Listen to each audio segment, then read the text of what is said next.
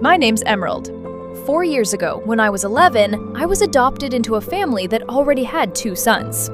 Zach, the older one, 2 years ahead of me, and Josh, the younger, just a year behind.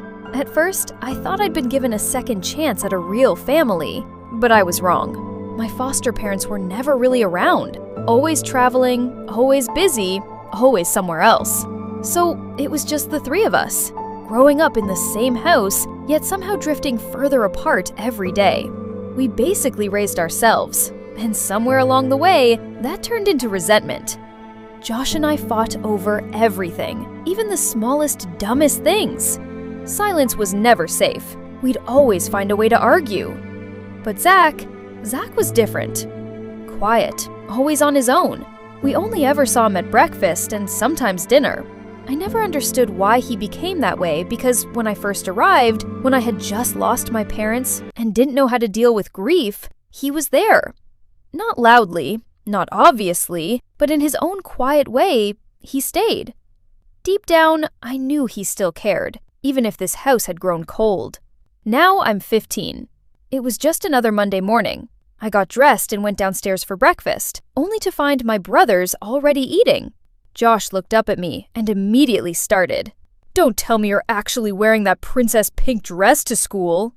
"Yes, I am," I replied. "So back off, dummy." "Who are you calling dummy?" he shot back.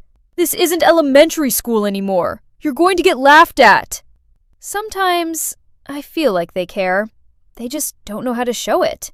Then Josh added, with that annoying smirk, "If you get caught wearing something that hideous, you might make people puke unicorn rainbow vomit." I rolled my eyes. Says someone who doesn't even know anything about fashion. Look at you. Your clothes look ancient. "Vintage is trending," he replied. "You wouldn't understand. You don't keep up." And just like that, we were arguing again. Then suddenly, Zach slammed his hand on the table. Everything went silent. That was new. He never got involved. "Can you both just stop?" he said, low but firm. "For once, just eat in peace." Then he looked at me. "Emerald, there's nothing in your cereal bowl, and your bus will be here any minute." I reached for the cereal box. Empty. I turned slowly to Josh. "Seriously? You finished everything?" "Don't blame me," he said casually. "There wasn't much left. And you know how much I love cereal." More like he loves annoying me. "Here," Zach said, sliding his bowl toward me. "I'm full anyway." Zach has always been different with me. Kinder, even from the beginning. "Thanks," I said softly.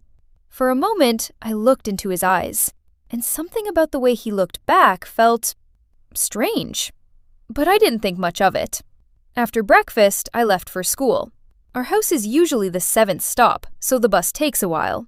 By the time I arrived, I spotted my best friend Katie leaning against her locker, staring. At first, I thought she was looking at me, but when I turned around, she wasn't. She was staring at Zach. He had just arrived. He usually drives to school. We go to the same school, but I always refuse when he offers to take me.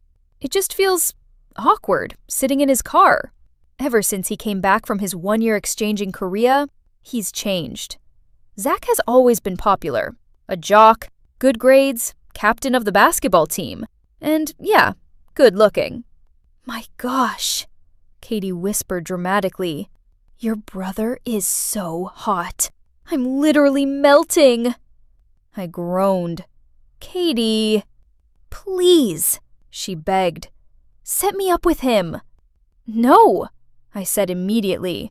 "I've told you so many times I'm not doing that. What if something goes wrong? What if he breaks your heart?"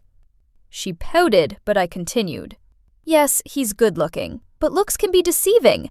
We need to focus. Med school, remember? You can't get distracted by boys. And besides, that would just make things weird between us."